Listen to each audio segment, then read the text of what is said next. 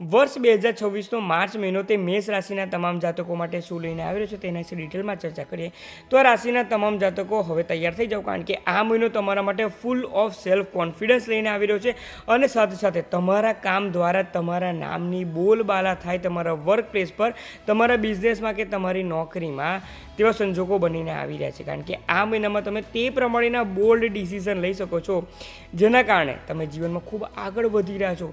તમારા કલીગ્સ અને તમારા બોસ પણ તમારા નામની વાહવાહી કરી રહ્યા છે તેવા સંજોગો બની રહ્યા છે. પરંતુ આ મહિનામાં તમારા વર્કલોડમાં પણ વધારો થઈ શકે છે. તેનું કારણ તે છે કે તમારા બોસ તમારા પાસેથી ઓવર એક્સપેક્ટેશન કરી રહ્યા છે. કારણ કે મહિનાની શરૂઆતથી જ તમે જે પ્રમાણે ખૂબ પરફેક્ટ કામ કરતા થઈ રહ્યા છો ને તે તમારા બોસને ખૂબ પસંદ આવશે અને આ મહિનામાં કંઈ જ કામને ઇગ્નોર નથી કરવાનું. જેટલું શક્ય બને તેટલું તમારે કાર્ય પૂર્ણ કરવાનું છે, કારણ કે આવનારા સમયમાં માર્ચ મહિનામાં કરેલું કાર્ય તમને ઘણી સારી સફળતા પાઈ શકે છે.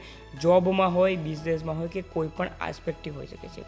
આ મહિનામાં એક કાળજી રાખવાની છે, કર્મ કરવાનું છે, મહેનત કરવાની છે, પરંતુ ઓવર પ્રોમિસ નથી કરવાનું. જો ઓવર પ્રોમિસ કરવા જશો તો તમે જ તે ટ્રેપમાં ફસાઈ શકો છો, તે કાળજી રાખવાની છે. મહિનાની શરૂઆતથી વિચારો તો ખૂબ આવવાના છે, તમારા પોતાના પણ અને તમારા બિઝનેસના કે જોબના પણ. ઓપોર્ચ્યુનિટીમાં પણ વધારો તો થવાનો જ છે, પરંતુ સાથે સાથે તે વિચારોને કંટ્રોલમાં રાખીને તમારે આગળ વધવાની ખૂબ જ જરૂર છે. આ મહિનામાં ફાઇનાન્સિસ બાબતે વાત કરીએ તો એક્સ્ટ્રા સોર્સ ઓફ ઇન્કમ વધી રહ્યા છે, તમને કામ મળી રહ્યું છે અને સાથે સાથે નવી જોબની ઓપોર્ચ્યુનિટી પણ મળી રહી છે. પરંતુ જે પ્રમાણે અર્નિંગ થઈ રહ્યું છે, જે પ્રમાણે લક્ષ્મીની આવક થઈ રહી છે ને તે પ્રમાણે તમે તમારા ફેમિલી મેમ્બર કે પોતાના પર પણ ખૂબ વધારે ખર્ચો કરી રહ્યા છો તેવા સંજોગો બની રહ્યા છે. તેથી ફાઇનાન્શિયલ પ્લાનિંગ ખૂબ જ જરૂરી છે મેષ રાશિના જાતકો. નહીં તો ખૂબ વધારે અર્નિંગ છતાં પણ પૈસા ન બચે સંજોગો બની શકે છે મહિનાના અંતે.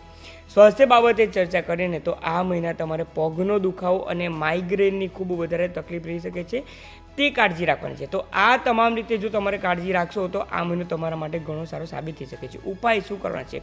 ઉપાય તરીકે આ મહિનામાં તમારે વિઘ્નહર્તા ગણેશજીની જેટલી પૂજા પાઠ આરાધના કરશો તેટલું સારું રહેશે. ગણેશજીને દરરોજ ફક્ત એક લાલ ગુલાબનું પુષ્પ પણ જો તમે તેમને અર્પણ કરશો તો તે પણ તમારા માટે સારું રહી શકે છે. અને ગણપતિ અથર્વશીર્ષનો પાઠ તમારા માટે ઘણો સારો રહેશે. સાથે જ રાહુ મંગળની યુતિની જે દુષ્પ્રભાવ તમારા પર ન થાય તેના માટેનો પણ ઉપાય તે વિડીયોમાં આપ્યો હતો, તે પણ જરૂરથી ચેક કરવાનું ન ભૂલશો અને તે પણ મહાદેવનો ઉપાય જરૂરથી તમારે કરવો જોઈએ.